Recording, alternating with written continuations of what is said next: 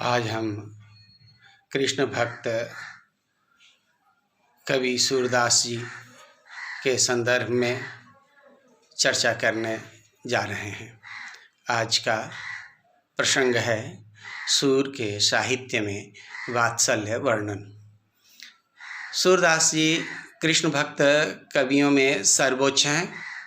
सूरदास जी ने श्री कृष्ण की भक्ति साख्य भाव से की है और साख्य भाव से इन्होंने श्री कृष्ण के जीवनगत चरित्रों का उद्घाटन अपने पदों के माध्यम से किया है। यूँ तो श्री कृष्ण के जीवन से संबंधित कई पक्षों का बहुरंगी चित्र सूर ने अपने पदों के माध्यम से अभिव्यक्त किए हैं, किंतु उन सब में सूरदास जी का वात्सल्य वर्णन बड़ा ही अनूठा है।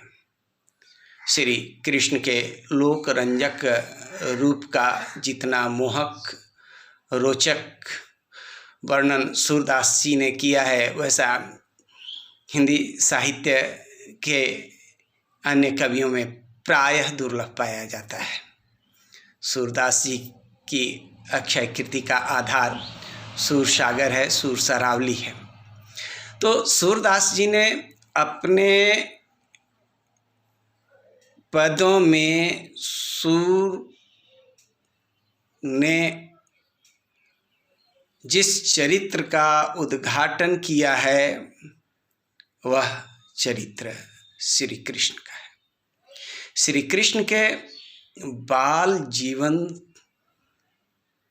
से लेकर के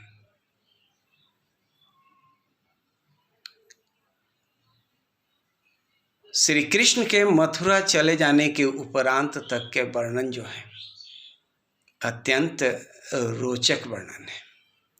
कृष्ण के द्वारा की गई तमाम लीलाओं का जो चित्रण सूर ने अपनी अंधी आंखों से किया है, प्रायः ऐसा दुर्लभ माना जाता है।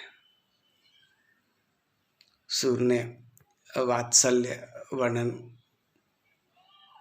में जो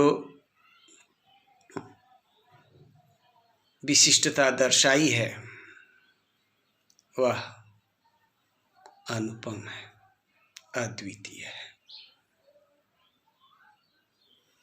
शोभित कर नव नीत लिए घुटुरुनी चलत रेणु तन मंडित मुख दधि लेप किए।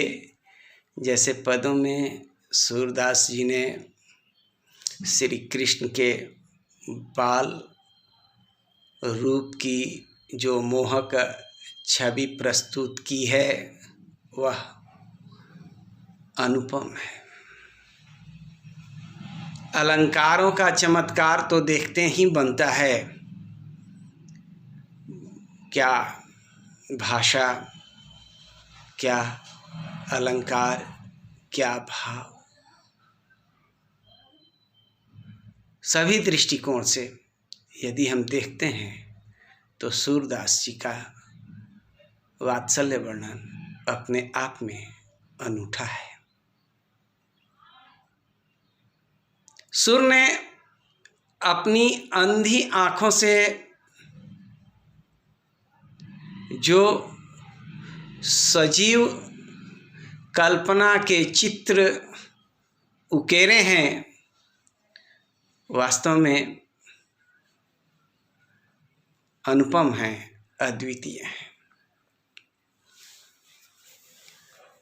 माता यशोदा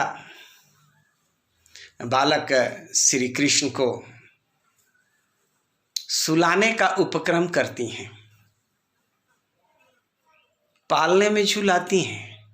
वहाँ सूर ने तो अलंकार की झड़ी ही लगा दी है। जसोदा हरि पालने में झुलावे, हलरावे दुलरावे मलहावे, जोई सोई कछु गावे। मेरे लाल को आऊं निंदरिया काहे न आनी सुलावे। और हम देखते हैं कि एक माँ के अंदर के मातृत्व का जो चित्र, मातृत्व की जो झलक सूरदास ने अपने वात्सल्य वर्णन में दिखाई है वह अन्यत्र दुर्लभ मिलती है। सूरदास जी ने यशोदा के मातृमन को अपनी दिव्य दृष्टि से शायद देखा हो। कबहू पलक हरिमुंद लेत है, कबहू अधर फरकावे, यही अंतर है मोहन है रही रही, करी करी शयन बतावे, यही अंतर अकुलाई उठे हरि। और जब हरि श्री कृष्ण अकुला करके उठते हैं तो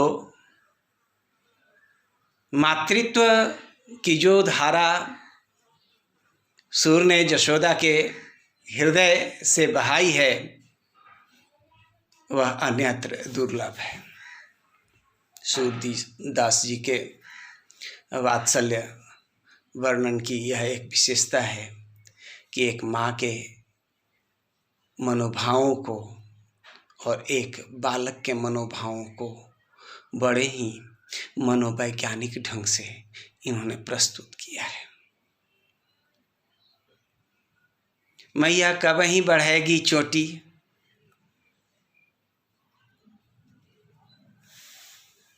और बाल सुलभ प्रश्न बालक अपनी माँ से करता है, मैया कब ही बढ़ेगी चोटी, और फिर है अजहूँ छोटी की छोटी।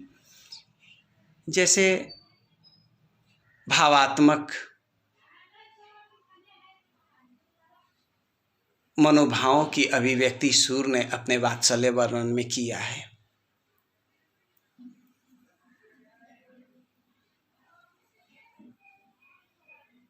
मैया मोहि दाऊ बहुत खिजायो, मोसो कहत मोल को लीनो, तोहे जसमति कब जायो। जैसे पद में एक बालक मन की अपने माँ के पास जाकर शिकायत करने की, उलाहना देने की जिस पद्धति का विकास सूरदास जी ने अपने वात्सल्य वर्णन में किया है उसका दर्शन हिंदी साहित्य में दुर्लभ है। यह अपने आप में अप्रतिम है, अनूठा है। एक बालक मन की मनोभावनाओं को, बालक मन में उठने वाले प्रश्नों के उत्तरों को जितनी सहजता के साथ अंधे भक्त कवि सूरदास जी ने अपने वात्सल्य वर्णन में जिस प्रकार से अभिव्यंजित किया है अन्यत्र दुर्लभ है। मैया मोरी मैं नहीं माखन खायो। बालक मन में शायद इतना माँ से कह देने के बाद भी संतुष्टि नहीं है, वह आश्वस्त नहीं हो पाता है। हो सकता है माँ स्वीकार करे या न करे।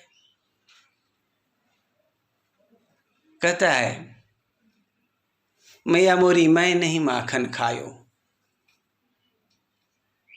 चार पहर बंसी बट भटक्यो, सांझ परे घर आयो, मैया मोरी मैं नहीं माखन खायो। इसे भी आगे तर्क देते हुए कहना कि मैं बालक बहियन के छोटों छींकों के ही विधि पायो, मैया मोरी मैं नहीं माखन खायो। माँ के मन में यह आशंका घर न बना ले कि कन्हैया ने ही माखन खाया है। अंत में बालक मन की मनोभावनाओं को कितनी सूक्ष्मता से अभिव्यंजित करने में सूरदास जी सिद्धहस्त हैं, इसकी एक वानगी इस पद में झलक करके सामने आई है। मैं बालक बहियन के छोटो छीको के ही विधि पायो, लेकिन जब ख्याल आता है कि अरे मेरे मुंह में माखन लगा हुआ है और यही माखन देख करके माँ प्रश्न भी कर रही है कि अरे कन्हैया तूने माखन खाया क्या। और इतना ख्याल आते ही बाल मन के अंदर उठने वाले भावात्मक लहरों का जितना सुंदर और सटीक वर्णन सूरदास जी ने अपने वात्सल्य वर्णन में किया है वैसा अन्यत्र दुर्लभ है। ग्वाल बाल सब बैर परे हैं, बरबस मुख लपटायो, मैया मोरी मैं नहीं माखन खायो। माँ ये तुम जो मेरे अधरों पे लगे हुए माखन को देख रही हो तो सुनो, ये ग्वाले के लड़के जो हैं ना मेरे बैरी हैं, पटक करके मेरे मुंह में लगा दिए हैं। और इस तरह हम देखते हैं कि सूर ने अपनी अंधी आंखों से श्रृंगार सौंदर्य और वात्सल्य का कोना कोना झांक डाला है। और वास्तव में सूरदास द्वारा रचित